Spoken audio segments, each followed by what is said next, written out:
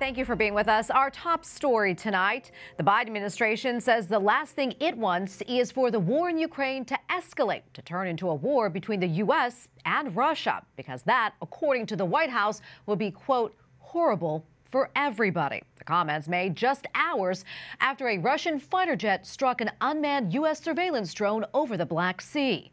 White House correspondent Owen Jensen reports. Owen. Tracy, good evening to you. Tonight, the White House maintains the MQ-9 Reaper drone was flying in international airspace. And today, U.S. Defense Secretary Lloyd Austin spoke with his Russian counterpart about the incident, which Russia denies it caused. And ever since Russia invaded Ukraine, the communication between U.S. and Russian military leaders has been limited. A U.S. surveillance drone brought down by American forces in the Black Sea after an encounter with a Russian fighter jet.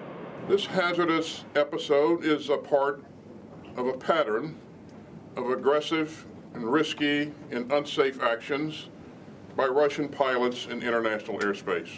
The U.S. Secretary of Defense also made it clear that the U.S. is not going to just fly away. So make no mistake, the United States will continue to fly and to operate wherever international law allows.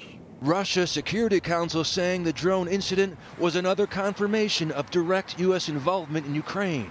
As for the drone itself, now currently in deep water, we did the best we could to minimize any intelligence value that might come from somebody else getting their hands on that drone.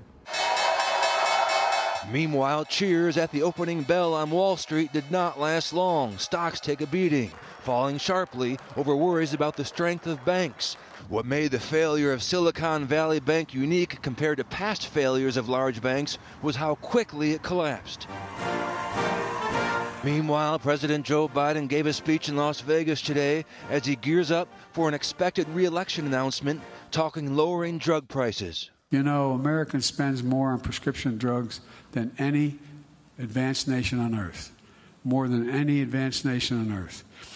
You name the drug you have to take, and I can take you to France and get it to you a hell of a lot cheaper, to Canada, England, throughout Europe. Now, stocks did recover some of their big losses today. Meanwhile, tomorrow, Vice President Kamala Harris visits Des Moines, Iowa, to hold yet another roundtable with local leaders on what the administration calls, quote, the fight to protect reproductive rights. The administration has held numerous such roundtables ever since Roe v. Wade was tossed out last year.